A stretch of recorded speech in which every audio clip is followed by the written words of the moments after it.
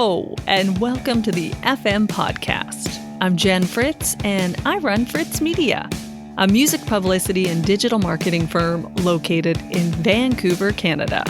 And this is episode number 37 of the podcast. So the topic of this week's show is creating change. And I'm talking to Keziah Myers, who's someone who knows a lot about creating change in the Canadian music industry. Keziah is the executive director of Advance, which is Canada's Black music business collective. And she also sits on the board and is the spokesperson for the Black Canadian Music Awards, which just started last year and just had their second annual awards.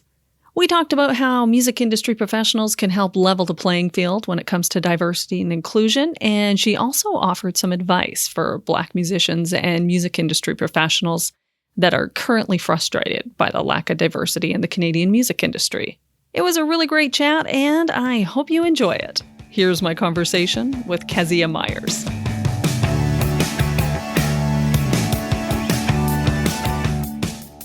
Well, hello, Keziah. How are you doing today? I'm awesome. How are you, Jen? I'm doing okay. As I was telling you before we got started, I'm a little frazzled today.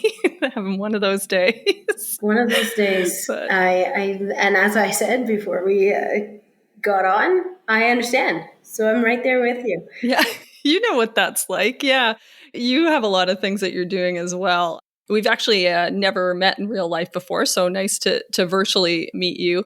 But I've been seeing you pop up a lot in Canadian press and on other podcasts because of your role as executive director for Advance, which is Canada's Black music business collective. And you're also a jury member and a spokesperson for the Black Canadian Music Awards, which just did its second annual awards presentation last month. But before we get to all of the things that you do, let's start at the beginning. How did you get your start in the music industry? Oh, man. For me, that's going back, 15 years now.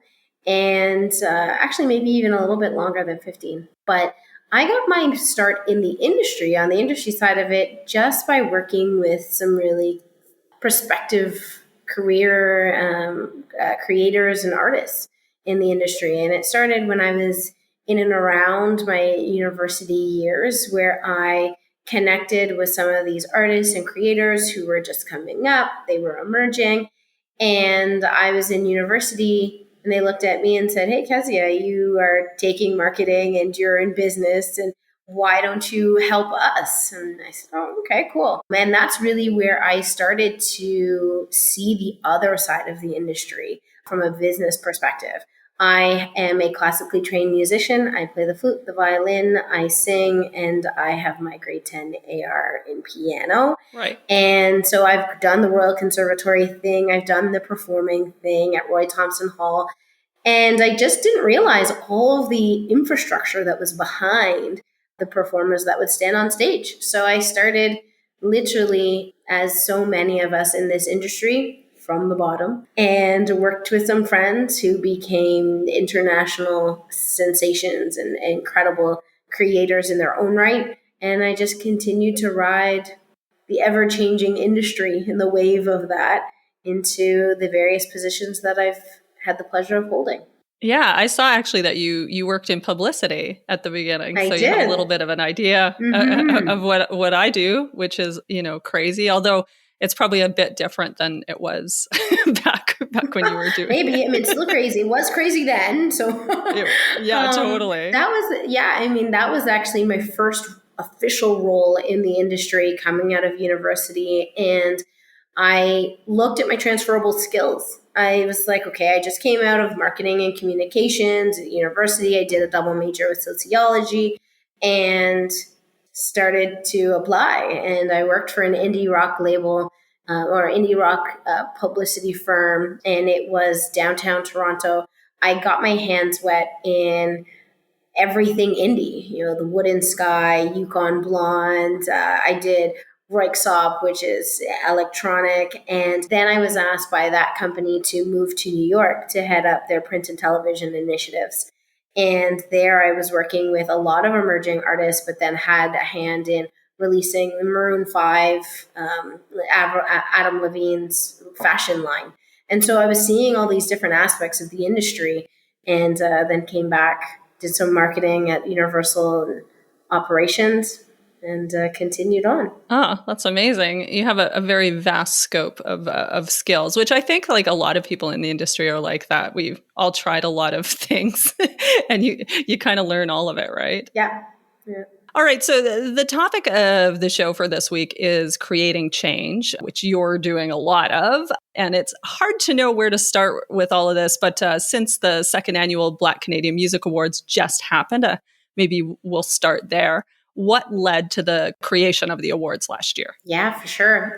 So as you said, this is the second year of the Black Canadian Music Award. And what led to it was, recognizing that there was lack of diversity within the music industry as a whole, but also an opportunity to amplify the voices of racialized peoples who may not have had their shine previously. There are a number of organizations and awards within Canada, organizations that push these awards throughout Canada. And this one was specifically built out for the Black music creator, whether that be a composer or a producer or a lyricist or songwriter. And leading up to it, I was actually working at SOCAN at the time, and it was Charlie Walla Andrews, who is the executive director of the SOCAN Foundation, that reached out and said, "Hey, Keziah, I have this idea. I think this would be phenomenal for us to do as a foundation." And so her, myself, and a couple others who were at SOCAN worked together to build something that would highlight this Black excellence in this very public way. And it was amazing to see it all come together so quickly because, as you said, this is the second year. So first year, it was about making sure that everybody heard about the award, but also that the community felt that there was a place that they could submit to and an award that was just for them. Oh, totally. That's great. Now, there isn't like an actual award show. It's just you have like say 5 winners a year, and you got it. Yes, and it's a cash prize. Yes, cash prize. Thanks to SiriusXM, we have been able to give a cash prize of $5,000 per winner. And this year we had a special recognition award, and those winners also received a smaller cash prize. So it's been pretty awesome because that can change a life in terms of like putting out your next body of work in some cases, or at least recording it. Yeah, totally. It makes all the difference when you're an artist, especially these days. Wow. All right. So you also recently, like last year, became the executive director of Advance, which is amazing. What can you tell us about your role there? Well, I can say that it is good work, lots of work, but good work. And I oversee a national organization that's focused on diversifying the music industry and is really looking at the inclusivity and belonging of Black music business professionals within this sector.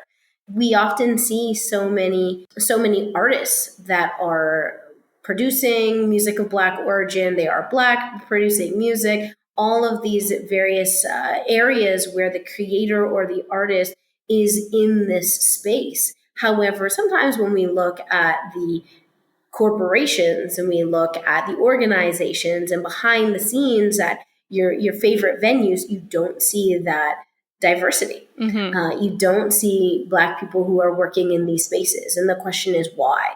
And the reasoning can go back all the way to historical contexts where music was written by Black people, performed by white people, and money was put into the pockets of white people. And, Elvis is a good example. Chuck Berry, Black man, wrote Elvis's music, and Elvis was the forefront. The person making the money was the label that supported and the royalties, etc. So, so important in the work that I'm doing with Advance to create change is recognizing the need to have everybody at your table, everybody in that boardroom, the ability for various voices to be heard in decision-making positions. so that when it comes to us having incredible talent like the winners of the Black Canadian Music Award, they are championed throughout various organizations, spaces, venues, because there is a shared experience and there's an understanding of the culture. And there's a lack of, right now, there's a lack of representation on the business side. So unfortunately, sometimes that means that on the creative side, our creators fall flat in Canada and feel there's a need for them to go to the US. Yeah, we've seen quite a few instances of that recently, for sure. Also, in the last few years, we've had, or even just recently, we've seen a few reports come out. Like we had the one from SEMA called "Breaking Down Racial Barriers" about anti-Black racism in the Canadian music industry. Mm-hmm. Also, the Canadian Live Music Association just released one called "Closing the Gap." And I encourage all of my fellow white people that work in the music industry to read both of those reports. They're fantastic. They have great information. And what both show is what you're saying. We clearly have very far to go when it comes to diversity and inclusion on the music business side. So I'm wondering, what are like some steps that music industry professionals, like say business owners, can take to help level the playing field? Of course. Well, first, one of the first steps is looking at your organization and doing an internal audit. Where are we lacking voices that are not like mine? If I was in an organization and I looked around and everybody's voice was the same, then how are we benefiting the industry? Kind of doing that internal audit. Upon doing that internal audit, if we realize that we need some more diverse representation within our organization, before we go and get that diverse representation, we work on training the people within the organization so that somebody coming into that space isn't feeling unsafe, isn't feeling like they are a byproduct of tokenism, and that they aren't left with lack of resources because the company is actually not ready, has not prepared themselves to openly provide resources to these new hires. Then after doing some training, then I would look at going to reaching out to Advance, an organization like Advance, and giving that job posting to Advance to put on our job post on our Instagram. So every 2 weeks we post jobs on our Instagram. It is the most engaged part of all of our social media efforts. And it results in so many people seeing job positions that they wouldn't typically see. Mm-hmm. It's because if you're pasting it in a place that the community is not looking, then organizations often wonder, well, I'm not getting the applicants that I want. And oftentimes it's just because you're not putting it in a place where that community is looking frequently. Yeah. The other thing to do is, when this is something that Advance offers, is looking at the people that have come in looking to be hired, so your applicants. And Advance actually provides 3 recommendations to assist in bridging the gap. We realize there's a gap. We realize that there is unconscious bias that is still at play. And what we don't want is for Black applicants to apply and for them not to get interviews because one may not understand their experiences, and an organization may not have that cultural context. So a lot of organizations will work with Advance. We will provide 3 recommendations, and we will look at the job posting and ask questions like, it says that they need to be in the industry for 10 years. Is that truly the case? Kind of deconstructing what that job posting looks like. Some roles you don't need to be in the industry. And so these are some of the steps that we can take. And then, of course, continual learning, reaching out and working with organizations from various cultural backgrounds, and making sure that we're taking race-based data. And that's really important, especially the larger organizations, looking at trends and understanding. We've noticed a decline in the amount of people that are applying within our space. And they're specifically, this is maybe the reason why, or a lot of people are leaving the company and they're coming from these cultural backgrounds. I wonder why. And then just looking at it from that analytic lens also. Yeah, totally. I mean, there must be, this is kind of like, I guess, a bit of a tough question because I'm sure you have so many, but what are some of your goals, say, over the next few years as ED at Advance? Tough question, but because there's so many and there's so much work to do. But one of the bigger goals is to see more Black music business professionals in decision-making positions, which would include senior management, vice president positions, or C-suite positions, and board positions. Looking at that pipeline and understanding the decision-making capabilities of someone and the autonomy that they have in various spaces actually helps to uplift the industry so that, to what we talked about before, some of these great artists that we see in the Black Canadian Music Award don't go to the US because they feel further supported there. Other goals that we have is to grow our internal membership at Advance, wanting to make sure that we are touching all of the Black music business professionals and acting as a support for them. And then the last goal would be to continue to develop that pipeline. So we've actually just inked a deal with the Toronto District School Board, whereby we actually have a program that grade 11s and 12s can take, and it is called the Music Industry Discovery Program. And this is where they learn about careers in the music industry so that they can go, think about going to post-secondary or doing a post-secondary mentorship program in the field so that can go into an internship and then. Oh, that's amazing. I know that education is a very big part of what you do, which I love because it's also something that I love doing in the music industry as well, because it's so hard for people to find the knowledge, I find. It is. Yeah. And you know what? In the industry, it's also lots of knowledge coming at you, and not everybody has the right knowledge. And sometimes the knowledge changes, right? Like you look at copyright and licensing forever, or for instance, and you'll see the change over the years into what's licensed, what's the rate, how is this licensed? So something like performing rights, as an example, are areas where there's pivots and there's changes and there's growth, but you need to stay on top of it. Yeah, absolutely. There's been a lot of conversations at conferences and, Juno Awards and that sort of thing over the years, kind of addressing diversity and inclusion in the Canadian music industry. And the one thing that always comes up, eventually will be the idea of meritocracy, where a lot of the people at the top, I don't know a nice way to say it, but think they deserve to be there, that they got there like through their own, they were the best and they got there.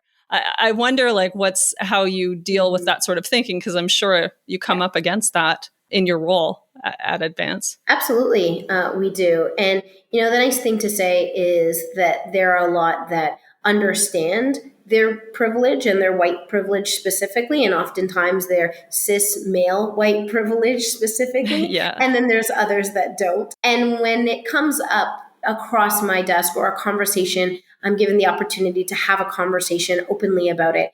It's really looking at systemic barriers. Yes, you are at the top of an organization, but why are you at the top of the organization?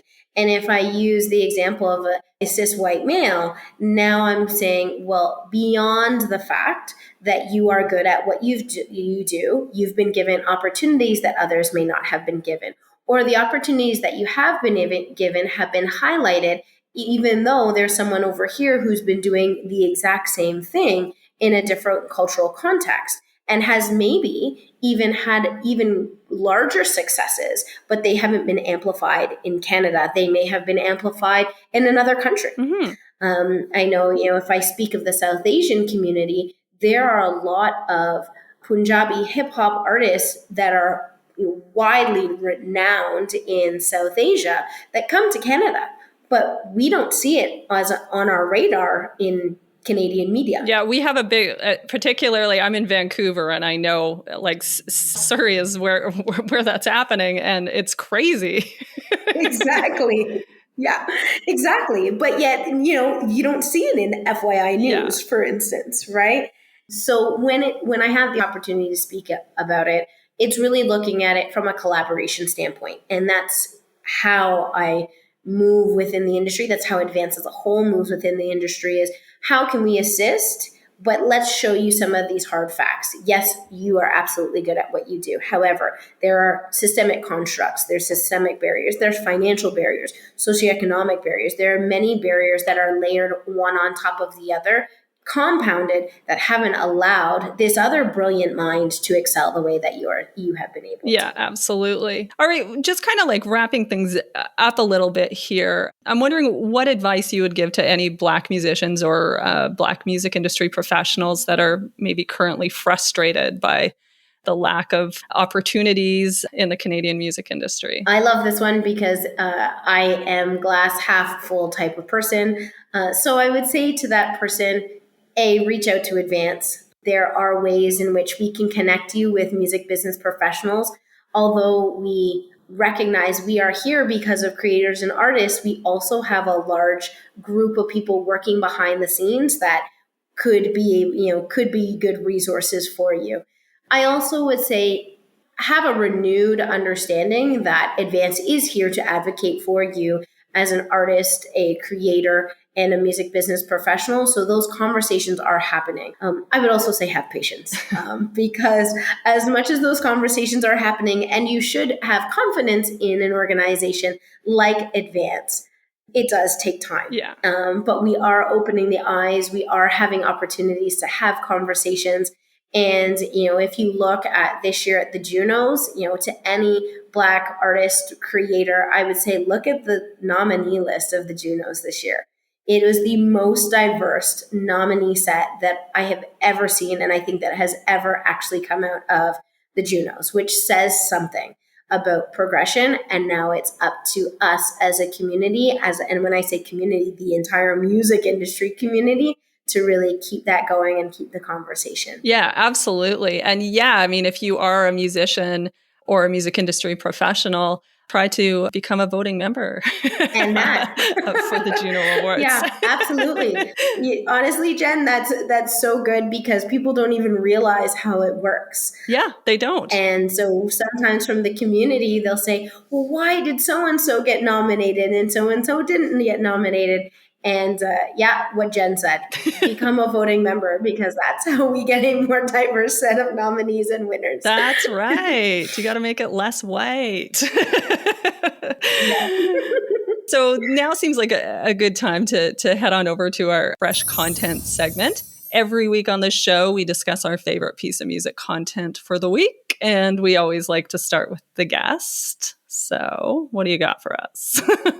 All right. Well, this week I have Classic by Adria Kane featuring Layla Day. Incredible song. Came in a couple of years ago. I would just like to say, Adria has just done an incredible job and continues to reach new heights. So check out the music when you have a chance. All right. So my fresh content for the week is a podcast. It's Rolling Stone's 500 Greatest Albums podcast. And it's really good. What they do is each episode, they just randomly pick an album from that 500 list and then do a full episode on that album and how the album was made. Sometimes they'll talk to the artist. It's really great. I've learned a lot about some albums I've never listened to, and I'm trying to listen to it and then listen to the album if I haven't listened to it. But anyway, they started last year and they just started season 2 in February, and they've done some really great albums. I don't know, particularly they've had some really good ones from the 90s that just, I felt a little nostalgic. So oh, that's awesome. That's what I used to love about Video Fact. Oh, yeah. When it was on Much Music. Pop-up video. Totally. Yeah, totally. I love it. And even with Spotify, sometimes Spotify gives you the little tidbits of information. So I feel like I would really love that podcast. Yeah, totally. So we'll put the links for both of those things in the show notes so everybody can check them out. And hey, thanks for joining me. I really appreciate it. Thanks for taking time out of your day. Thanks for having me. I know you're very busy. Well, never too busy to have a really fun conversation, which this was. So thank you. I love it. Is there anything you want to plug before you go? I'd like to just say congratulations yet again to the Black Canadian Music Award winners and the special recognition winners. I want to really just mention how much work they continue to put in and how good they are. And I can't wait to see all of them reach the unprecedented heights that they're going to reach. Amazing. All right. Well, that's a great note to leave it on. So have a good day. Bye. You too. Ciao.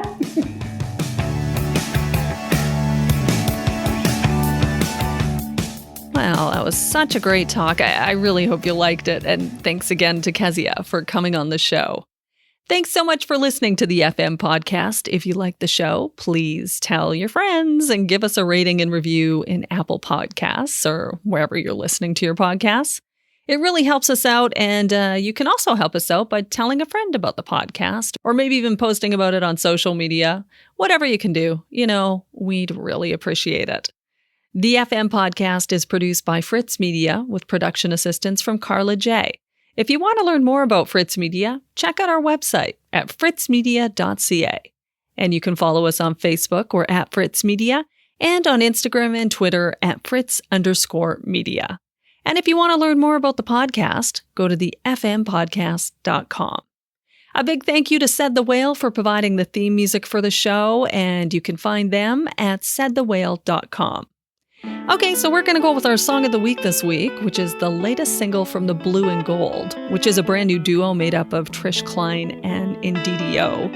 And this is their latest single, When the Levee Breaks.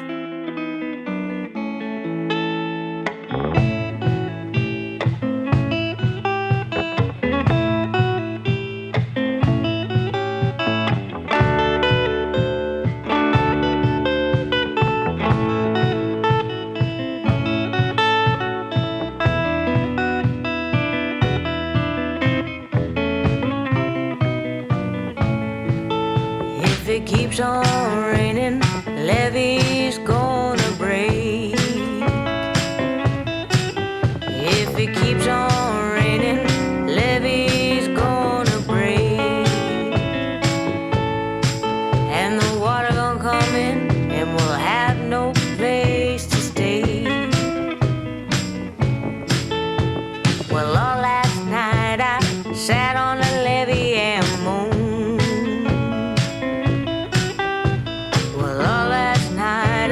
Sat on the levee and moaned,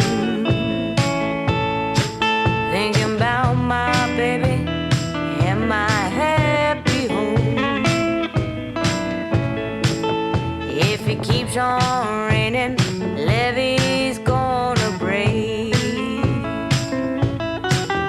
If it keeps on raining, levee's gonna break. And that water come in, and we'll have no place to stay.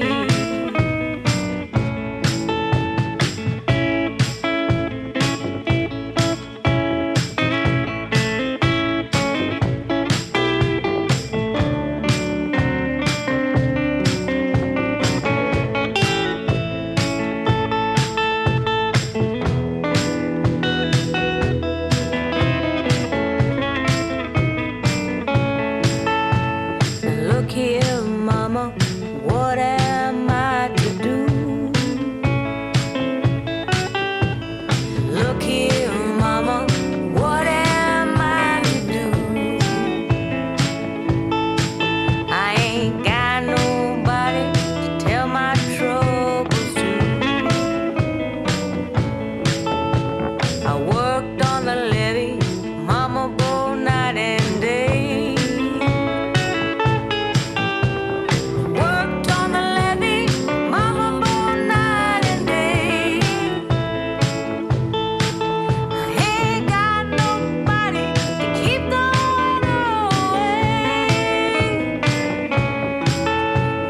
Keeps on raining, levee's gonna break. If it keeps on raining, levee's gonna break. And the water gonna come in, and we'll have no place to stay. Crying won't help you, praying won't do no good. Cry